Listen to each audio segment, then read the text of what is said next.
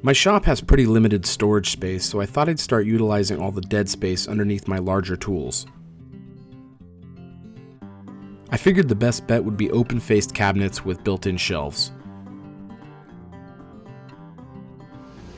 The only problem was that the only sheet goods I had on hand were half-inch reject plywood that I got from my hardwood dealer.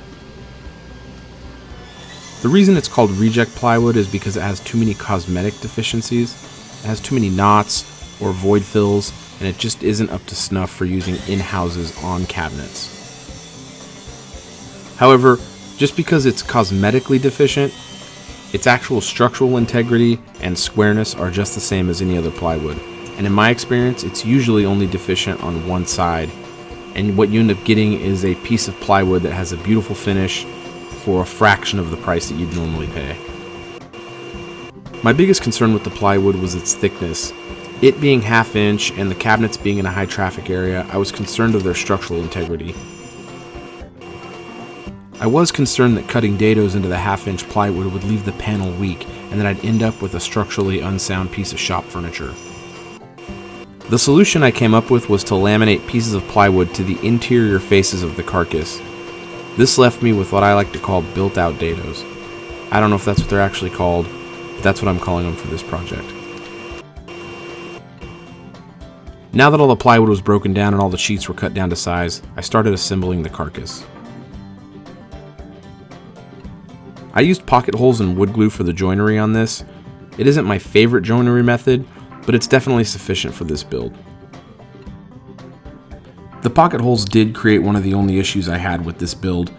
I only had fine thread screws on hand and they don't work that great with plywood, they just don't have enough bite. So some of these screws weren't really engaging, and I ended up just having to let the glue set and wait until everything was dry. Here I'm attaching the pieces that will create the dado that the shelves will rest in. It's just a ton of glue and a bunch of clamping. There's not much to it, it's really simple. To make sure the spacing of the built-out dados was the perfect size, I just used an offcut for the shelf that was going to be used in this build. And after everything was clamped in place and the glue started getting tacky, I just pulled the offcut out and everything would hold itself in place. It worked perfect. And I just repeated this step a few times until I had enough dados for 2 shelves. And just like that, the built-up dados were complete.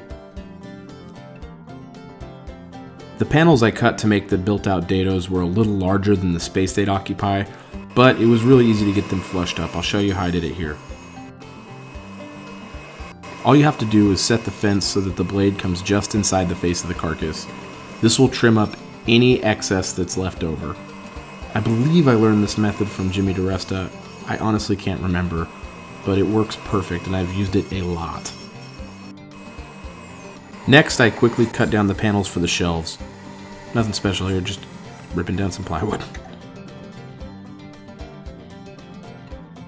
To install the shelves, I just lined the dados with wood glue and then I beat the shelves into submission with my mallet.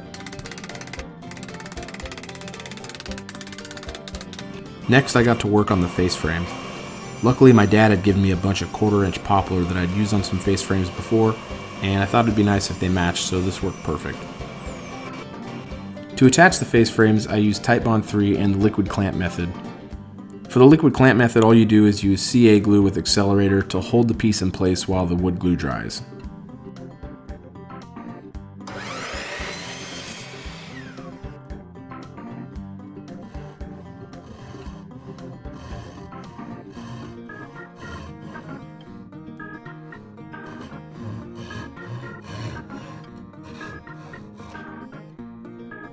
Alright, that's how I made dados without using a dado stack or a router.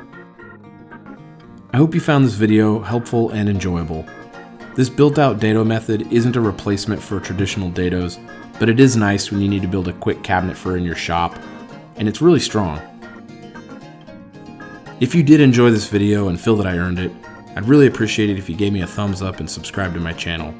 And if you have any questions or comments or feedback, let me know down below in the comments section. I'd really appreciate it. Thank you very much, and thanks for watching.